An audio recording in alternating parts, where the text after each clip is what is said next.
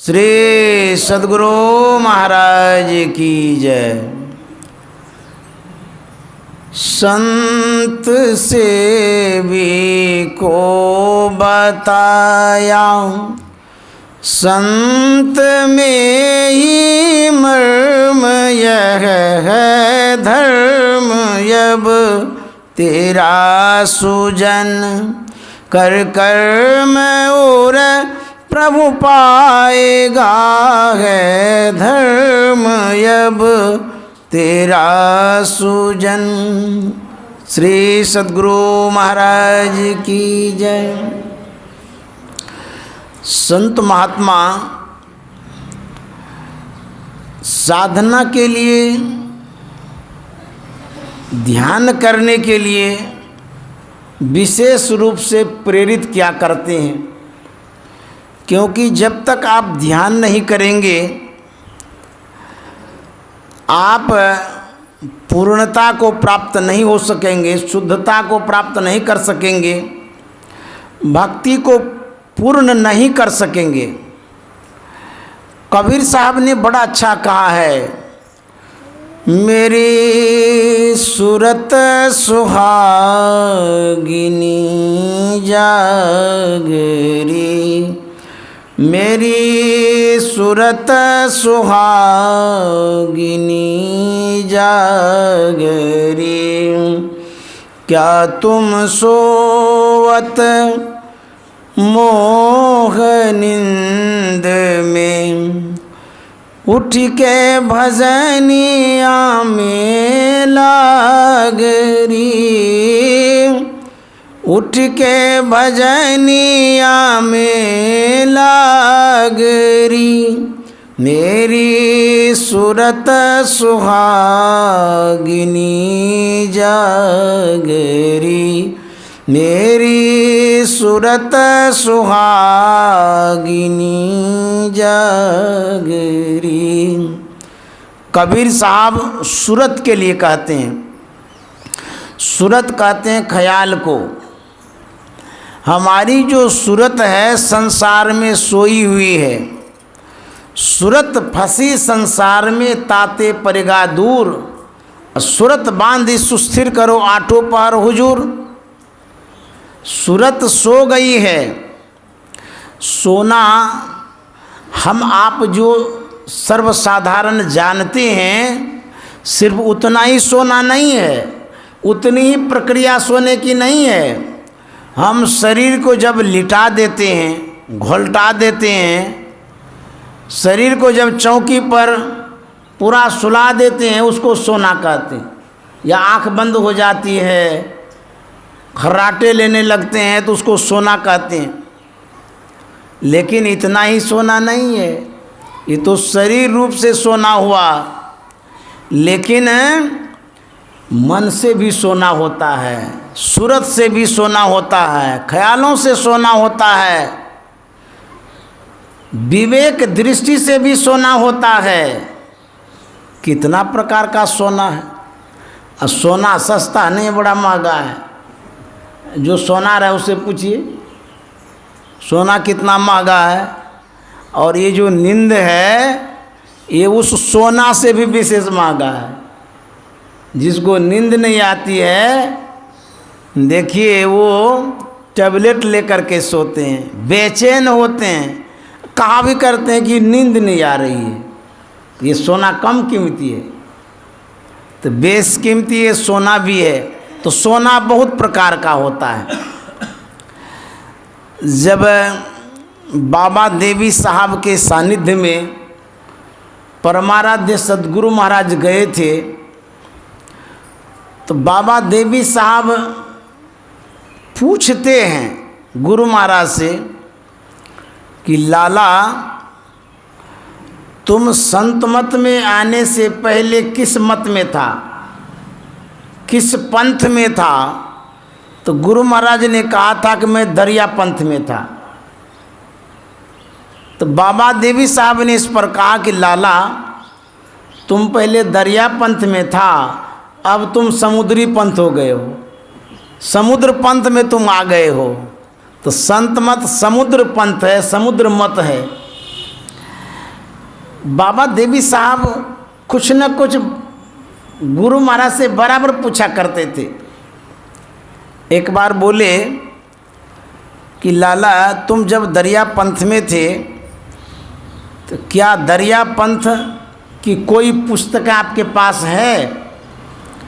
तो गुरु महाराज ने कहा छोटी सी पुस्तक एक है, संतवाणी, दरिया साहब की वाणी का। तो बाबा देवी साहब ने कहा निकालिए।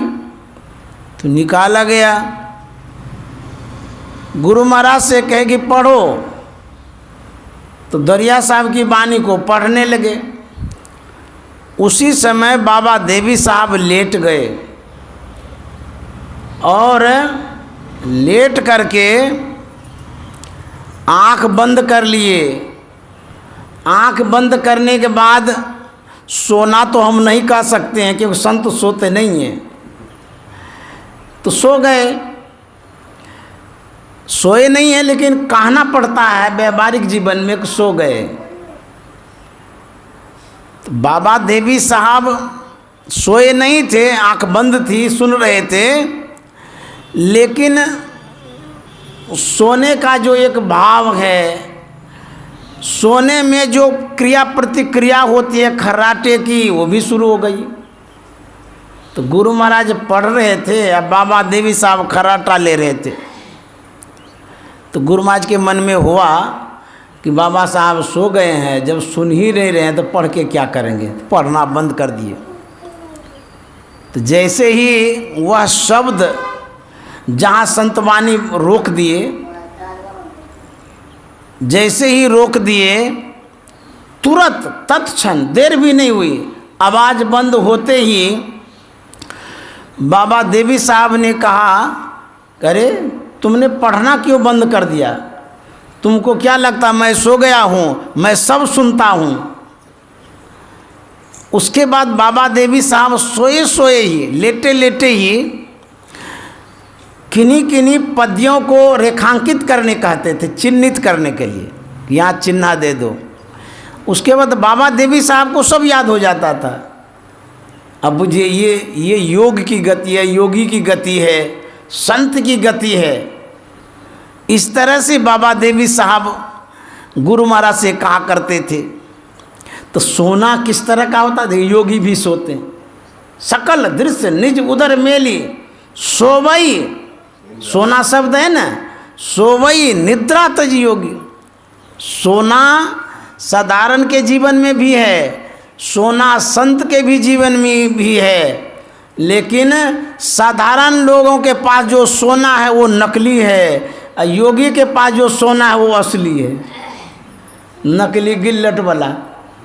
तो हम लोग सोते भी है तो नकली ढंग से सोते हैं, सही से सोने भी नहीं आता है। सही से संत सोते, उनको सही से सोने आता है। उनकी जो नींद है बड़ी पतली होती है। एक गुरु महाराज का भी प्रसंग याद आ गया। जब कुप्पा घाट में गुरु महाराज थे तो कभी कभी बरामदे पर गुरु महाराज आराम करते थे या बैठा करते थे। बेड लगा दिया गया, परमाराध्य सद्गुरु महाराज बैठे थे और पास में गुरु से भी भगीरथ दास जी महाराज सेवा में थे। तो गुरु महाराज अंतर्मुख हो गए, आंख बंद है। अंतर्मुख होने से हमारी चेतना सिमट जाती है। चेतना का जब सिमटाव होता है हमारे शरीर में जड़ता आ जाती है। जो बॉडी है, शरीर है, वो जड़ता इसलिए आ जाती है कि चेतना से हम सावधान रहते हैं। चेतना जब सिमटती है तो शरीर में क्रिया प्रतिक्रिया भी बंद हो जाती है। जैसे हाथ हिलना बंद हो जाएगा, पैर हिलना बंद हो जाएगा, गर्दन स्ट्रेट सीधा नहीं रह पाता है।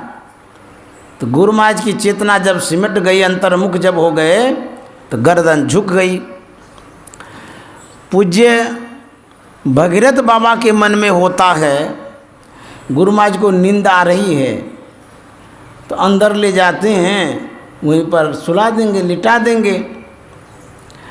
तो धीरे शब्दों में पूज्य भगीरथ दास जी महाराज ने कहा कि हुजूर अंदर चला जाए।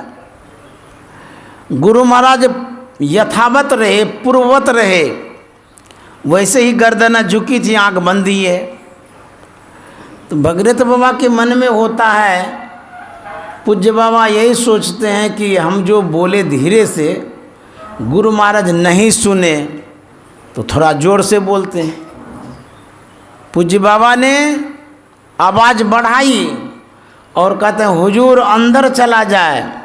तो जैसे ही ज़ोर से कहे अंदर चला जाए तो गुरु महाराज ने आँख खोल लिया और कड़ी आवाज़ में कहता, अरे मैं तो अंदर में ही, अब कौन अंदर ले जाएगा। तो हाथ जोड़ लिए उन्होंने, कहा नहीं हुजूर गलती हो गई। तो संत महात्मा की जो सूरत होती है वो जगी हुई रहती है और सावधान रहती है, अंतर्मुख रहती है। हम लोग जो सर्वसाधारण हैं, प्रारंभ में जो साधना कर रहे हैं, उनके लिए कबीर साहब कहते हैं, मेरी सूरत सुहागिनी जागरी, क्या तुम सोवत मोह नींद में, उठ के भजनिया में लागरी, उठ के भजनिया में लागरी, मेरी सूरत सुहागिनी जागरी। कबीर साहब कहते हैं, हे सूरत तुम जगो, उठो। और कहाँ लगाने के लिए कहते हैं? दुकान में, कारोबार में। कहते नहीं, भजनिया में कहते भजन में लगाने के लिए कहते हैं। राधा स्वामी साहब ने कहा है, सूरत क्यों भूल रही, अब चेत चलो स्वामी पास। कहते हैं, हे सूरत तू क्यों भूल गई हो, अब तो स्वामी के पास चलो। क्योंकि जीव जो है वो स्त्रीलिंग है, पीव परमात्मा पुल्लिंग है, इसीलिए कहते हैं पति के पास चलो, ईश्वर के पास चलो, परमात्मा के पास चलो। हे इंद्रिन तुम भोग दीवानी, क्यों फंसो काल के फंस। राधा स्वामी साहब कहते हैं कि हे इंद्रिय, जितनी इंद्रियां हैं वो भोग दीवानी है, इनके अंदर में भोग की प्रधानता है। भोग कहते हैं जो ग्रहण करते हैं, जैसे कहते हैं भगवान को भोग लगाइए, तो जो इंद्रियां ग्रहण करती है, स्वीकार करती है, उसको भोग कहते हैं। खाली खाना ही भोग नहीं है, भोग का बहुत प्रकार है, बहुत प्रभाव है। तो सूरत के लिए अलग भोग है, संसार के लिए अलग भोग है, जितनी इंद्रियां सब के लिए अलग अलग भोग है। यदि भोग भगवान को लगाते हैं तो इंद्रियां भी भोग लगवाती हैं।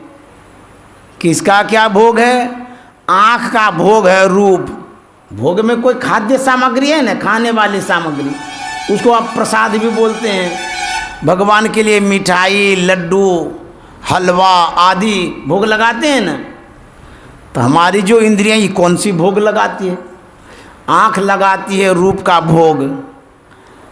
जितना रूप है अच्छा अच्छा रूप, उसको भोगती रहती है इंद्रियां, आँख भोगती है, ये भोग है। ये कान भी भोगते ही रहता है। क्या? एयरफोन लगा करके गाना सुनते रहते, भोग है। खाना है ये, अच्छा लगता है ना, कान में एयरफोन लगा लगा के सुनते हैं। यूट्यूब में देखते रहते हैं, फिल्म को देखते हैं या और भी कोई दृश्य देखते हैं, तो ये आँख का भोग है। जो सुनते रहते कान का भोग है। हाँ, यदि इसी आँख से संत का दर्शन हो वो भी एक भोग है, लेकिन सात्विक भोग है, सही भोग है, इसे फेट नहीं बढ़ेगा। समझ गए? ये अच्छा न्यूट्रिशन है। संत का दर्शन, साधु का दर्शन, अंतर में दर्शन। जैसे डॉक्टर लोग बतलाते हैं ना कि आप सादा भोजन करिए, सात्विक करिए, मिर्च मसाला नहीं खाइए तो पेट कम हो जाएगा। उसी तरह से आँख का जो भोग है कम खिलाइए ना। आँख को विशेष खिलाइएगा तो आँख मोटी हो जाएगी, पसर जाएगी, फैल जाएगी, तो फिर क्या साधना करेंगे। तो हमारी सूरत जो है आँख से संबंध रखती है। तो यदि संबंध नहीं है तो फिर सूरत को एहसास कैसे होता कि हम ये करेंगे वो करेंगे। इसी आँख से देख के ना हम अपने ख्यालों को जो भटकाते हैं या लगाते हैं, इसी आँख से देख के ना। तो आँख से सूरत का संबंध है। तो कहते हैं यदि आँख से भोग ज़्यादा करेंगे या रूप विशेष ग्रहण करेंगे तो हमारी सूरत मोटी हो जाएगी, पसर जाएगी। एक एक आदमी को देख कुंटल कुंटल मोटा होता है, जब बेड पर बैठेगा तो पसर जाएगा, उठना ही नहीं चाहेगा। तो कहता पसरा मना बटोर रे। अब उतने मोटे आदमी को कितना योगा कराइएगा। इतनी चर्बी बढ़ गई है, इतना फेट बढ़ गया है, उसको योगा करने में भी परेशानी है, शरीर थक जाता है। तो उसी तरह से यदि सूरत मोटी हो जाएगी तो पतली करने में परेशानी होगी। तो आँख का जो भोग है रूप, उसको कम करिए। तो करना क्या पड़ेगा, इसको क्या दें इस आँख को। तो गुरु महाराज ने कहा है अति पावन गुरु मंत्र मन ही मन जाप जपो, उपकारी गुरु रूप को मानस ध्यान थपो। ये आहार है। आखिर आँख तो कुछ खाएगी, अब भूखले रखेंगे ये आँख भी कमज़ोर हो जाएगी, सूझना भी बंद हो जाएगा। खिलाना भी जरूरी है। योगा करने से शरीर में एनर्जी आती है, बल बढ़ता है। उसी तरह से ताकना, देखना आँख के लिए योगा है। ताकना भी जरूरी है। तो कभी कभी देखो दाखो ताको मत, भोगो भागो फंसो मत, इस तरह से देखना है। और ताकते ही रहेंगे तो आँख दर्द करने लगेगी। तो कहते हैं कि जो पवित्र रूप है उसका भोग लगाइए ना आँख के सामने। भगवान को जैसे भोग लगाते हैं, आँख को भोग लगाइए। कहिए हे आँख तू संत का दर्शन कर, यही तुम्हारे लिए प्रसाद है, यही भोग हम लगा रहे, इसी को तुम खाओ। खाना तो नहीं चाहेगा क्योंकि सबको पसंद नहीं होता है। तो गुरु महाराज ने कहा यही खाना खिलाओ उसको, यही भोग लगाओ। दूसरा कान को भी तो चाहिए। कहते उसको संत वाणी सुनाओ, पवित्र वाणी सुनाओ, यही भोग लगाओ। पवित्र वाणी परोसते रहिए, परोसते रहिए, थाली लगाते रहिए। समझ गए। इस तरह से भोग लगाइए, मन आपका पवित्र होगा, सूरत पतली हो जाएगी, शुद्ध हो जाएगी। तो कबीर साहब कहते हैं मेरी सूरत सुहागनी जागरी, क्या तुम सोवे मोह नींद में उठ के भजनिया में लागरी। अच्छा, ये सूरत सोई कहाँ है? देखिए कबीर साहब कहते हैं मोह नींद में। देखिए नींद भी अलग अलग होती है। मोह की नींद, योग की नींद, समझ गए। नींद भी कई तरह की है। तो कबीर साहब कहते हैं मोह नींद से उठने के लिए। अब कहेंगे मोह क्या है, किस चिड़िया का नाम है? मोह का अर्थ होता है लगाव, आसक्ति, अनुराग। जैसे कहते हैं हम माया में फंस गए, तो मोह माया है नहीं, ये मोह माया एक ही है। तो मोह जो है लगाव को कहते हैं, आसक्ति को कहते हैं, झुकाव को कहते हैं। जैसे आप यहाँ आए हैं सत्संग करने के लिए, इस सत्संग के प्रति मोह है, ये गुरु महाराज के प्रति ये मोह है। तो ये मोह जरूरी भी है। देखिए परमात्मा ने जो कुछ भी बनाया है उपयुक्त समझ के बनाया, भले वो विकार है लेकिन वह विकार हानि भी पहुंचाता है, लाभ भी पहुंचाता है। तो कहते हैं मोह निंद से। अभी मोह की जो नींद है इसको समझना भी बड़ा मुश्किल है। हम लोग एक नींद में सोते हैं, और मोह की जो नींद है बहुत बहुत बड़ी नींद है ये। आपके घर में जितनी सामग्री है उससे आपका लगाव है ना, चाहे सुई हो, धागा हो, टमाटर हो, कपड़ा हो, टीवी हो, टाभी हो, मोबाइल हो, कुछ भी है, या दुकान में भी सामान है, तो उस सामान के प्रति जो लगाव है, आसक्ति है, उसको मोह कहते हैं। अच्छा, लगाव भी रखना जरूरी है। जब तक लगाव नहीं रहेगा उस सामान को ठीक से रख भी नहीं पाएंगे। ये आलू का बोरा है, सोचते हैं कि खराब ना हो, गिर ना जाए, सहेज के रखते हैं ना, इसको मोह कहते हैं। लेकिन वो जरूरी मोह है, तो बोरा को फेंक देंगे क्या? उसी तरह से मोह जरूरी भी है। तो कबीर साहब कहते हैं इस सूरत को मोह से उठाओ, क्योंकि मोहे में सो गई है। कहता सूरत सुहागिनी जागरी, क्या तुम सोवे मोह निंद में, उठ के भजनिया में लागरी। भजन में लगाने के लिए कहते हैं इस संसार में जो मोहित हो गया है। राधा स्वामी साहब कहते हैं क्या सोवे जग में नींद भरी, उठ जागो जल्दी भोर भई। क्या सोवे जग में नींद भरी, पंथी सब उठ के राह लई। तू मंजिल अपनी बिसर गई, क्या सोवे जग में नींद भरी। राधा स्वामी साहब कहते हैं ऐ मुसाफिर राही, लोग तो रास्ता पर चल दिए हैं भोरे भोर, और तू अभी तक सोया हुआ है। क्या सोवे जग में नींद भरी, उठ जागो जल्दी भोर भई। अच्छा, एक बात पर ध्यान आकृष्ट करना चाहते हैं, बताना चाहते हैं संतवाणी के राज को, रहस्य को। वह यह कि जब कभी भी आप संतवाणी सुनेंगे, उठने की बात पहले होती है और जगने की बात बाद में होती है। ये विचित्र जैसा नहीं लगता है?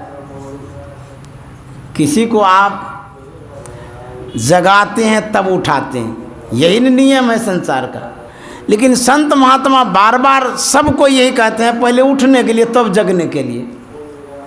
एक उपनिषद वाक्य भी है, उत्तिष्ठत जाग्रत प्राप्य वरानि बोधत क्षुरस्य धारा निशता दुरतया दुर्गम पतस्थ कवियो बदंती। अरे अविद्याग्रस्त लोगों, उठो और जागो। ले, पहले उठो तब जागो। तो राधा स्वामी साहब कहते उठ जागो जल्दी भोर भई। उठो और जागो, ये उठने के लिए क्यों कहते हैं? हमारी जो सूरत है वही तो गिरी हुई है, उसी को उठाना है। जब वो उठेगी तभी तो जगेगी। शरीर को पहले हिलाते हैं और तब नींद खुलती है। तो संत महात्मा कहते हैं उठने के लिए। जब तक उठेंगे नहीं तब तक जगेंगे नहीं। और सूरत को उठाना है। सूरत फंसी संसार में ताते परिगा दूर, सूरत बांधी सुस्थिर करो आठों पहर हुजूर। कबीर साहब ने कहा है दृढ़ करो दृढ़ करो दृढ़ करो हो जोगी, दृढ़ करो हो जोगी, दृढ़ करो हो सूरतिया की डोरिया, दृढ़ करो हो सूरतिया की डोरिया, दृढ़ करो। कहते हैं सूरत की जो डोरी है, रस्सी, इसको मजबूत करो। कमज़ोर रस्सी में बैल को, जानवर को, गाय को बांधेंगे तोड़ के भाग जाएगा, बड़ा मुश्किल है। तो हमारी जो सूरत है इसमें कमज़ोर डोरी लगा के रखेंगे, ये सूरत तो भाग ही जाएगी। इसलिए कहते हैं इसको मजबूत करो, दृढ़ करो, दृढ़ करो, दृढ़ करो, दृढ़ करो हो जोगी। शब्दों को कई एक बार दोहरा दिए हैं। इसलिए कि विशेष लोग प्रेरित होंगे, सुरतिया की डोरिया दृढ़ करो। अच्छा कोई रस्सी तो है नहीं उसको बांटेंगे, दोहरा देंगे, तेहरा देंगे।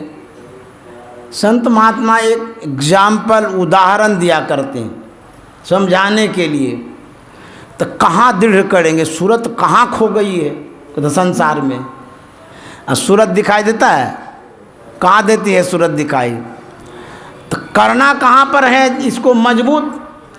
कबीर साहब कहते हैं गगन मंडल में आसन करू हो जोगी, आसन करू हो जोगी, त्रिकुटी में जोगी धरहूँ धियन माँ, त्रिकुटी में जोगी धरहूँ धियन माँ, त्रिकुटी में दृढ़ करू दृढ़ करू दृढ़ करू हो जोगी, दृढ़ करू हो जोगी, दृढ़ करू हो सूरतिया की डोरिया दृढ़ करू।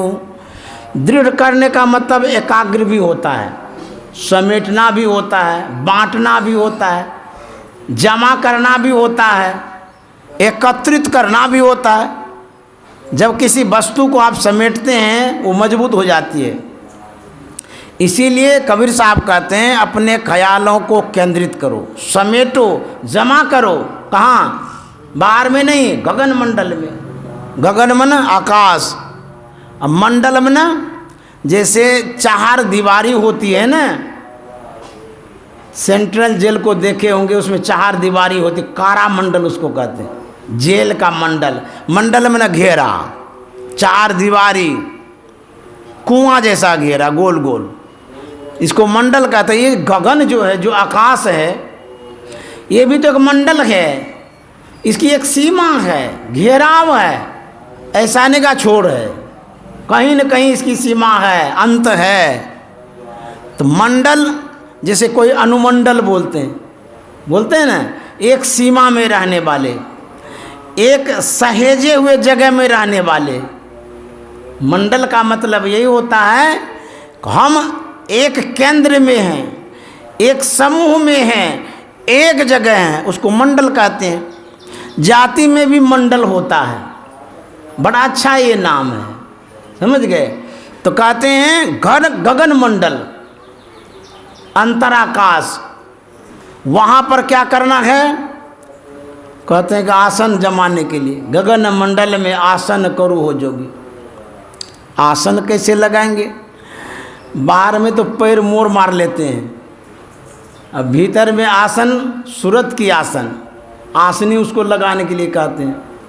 अब देखिए वहाँ पर अपने सूरत को बैठाना भी है, बैठने के लिए देना है अंतराकाश में।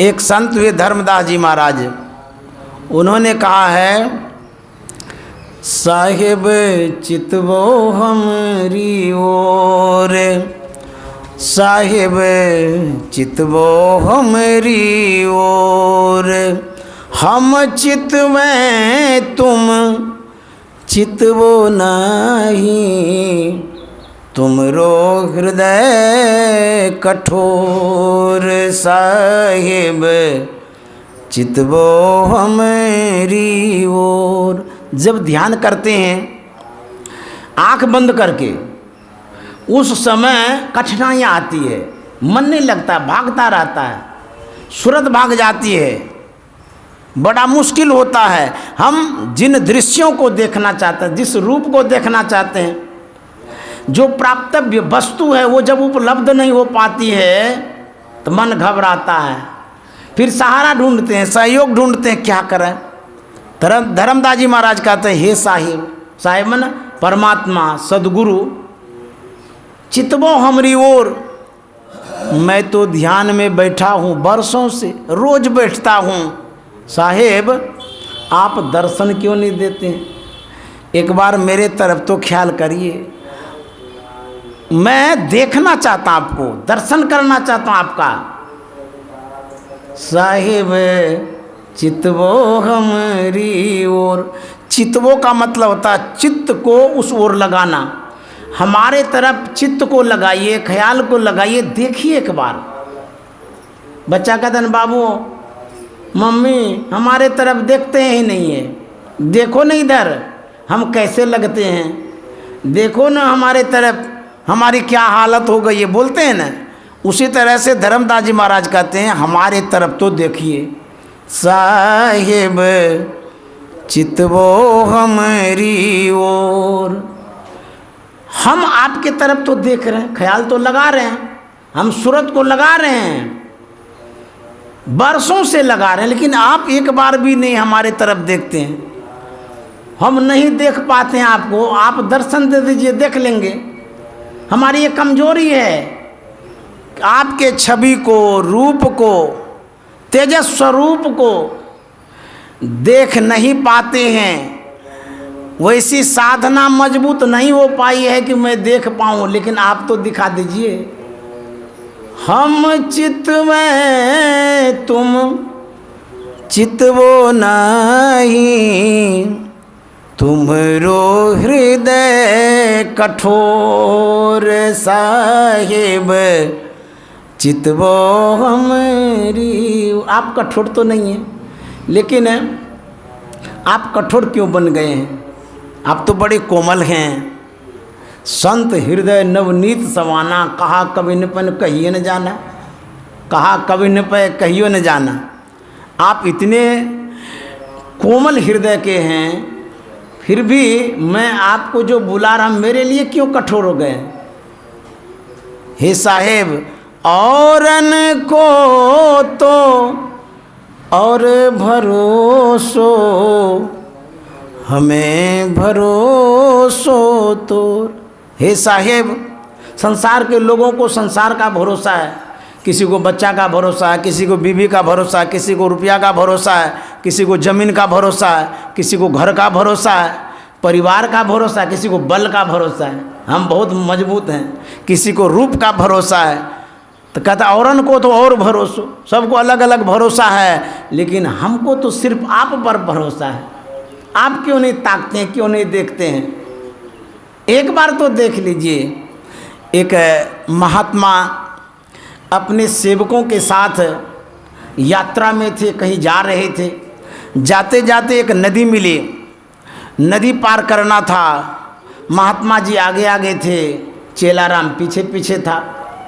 जाते जाते बीच धारा में चले गए, धाराएं तेज हो गई, गुरुजी लड़खड़ाने लगे, पैर हिलने लगा। गुरुजी ने आवाज़ दिया कि चेलाराम मेरी बाँह को पकड़ो, नहीं तो मैं धारा में बह जाऊंगा। चेलवा सुन लिया, कुछ नहीं किया। फिर गुरुजी जाते जाते कहते हैं कि मेरी बाँह को पकड़ो, नहीं तो धारा में बह जाऊंगा। फिर भी चेलवा कुछ नहीं किया। कोई एक बार कहने के बाद भी जब वो नहीं सुना, नहीं बाँह पकड़ा, तो गुरुजी को गुस्सा आ गया। चेलवा को बाँह पकड़ा, घींचते घींचते सूखी जमीन में जाके पटक दिया।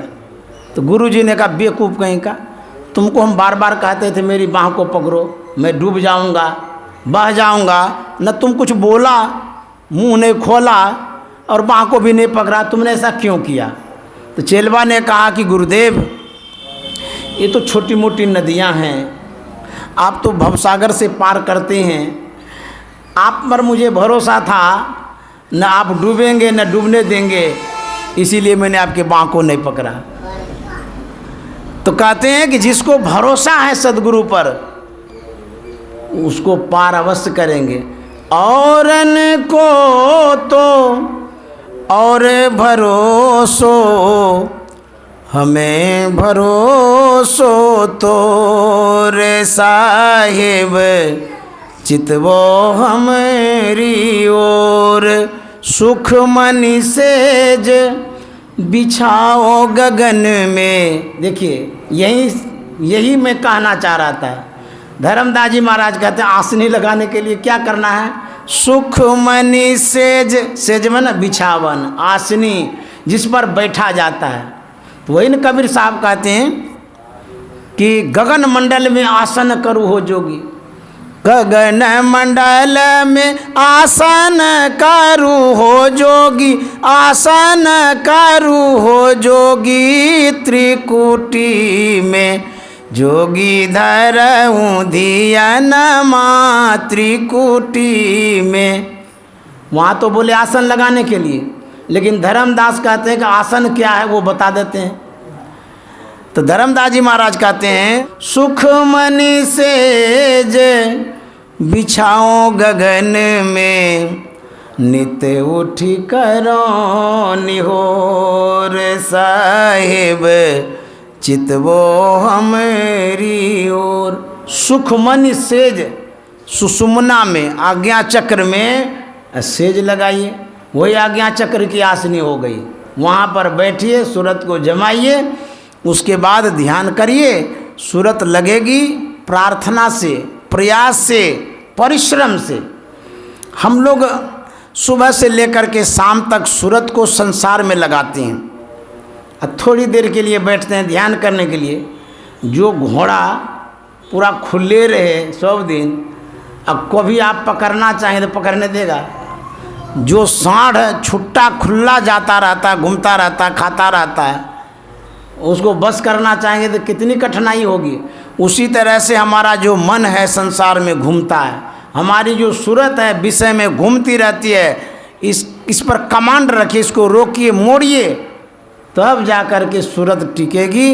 इस तरह से जब साधना करेंगे तब जगना होगा। यही कबीर साहब कहते हैं। श्री सद्गुरु महाराज की जय। आप सभी साधक साधिकाओं को सादर नमन करता हूँ, प्रणाम करता हूँ। और मेरी यात्रा आगे की है, दूसरी जगह सत्संग भी करना है। मैं आपकी श्रद्धा भक्ति के कारण यहाँ आया, आपसे मिला, बड़ा अच्छा लगा। आपसे संवाद करके, आपसे बात करके, आपसे मिल करके जो मेरा भाव था मैंने प्रकट किया। जो मेरे पास संतवानी थी वो सुना दिया, जो मैंने सीखा था वो बोल दिया। जितना समय था उतनी सामग्री मैंने आपके सामने प्रस्तुत कर दी।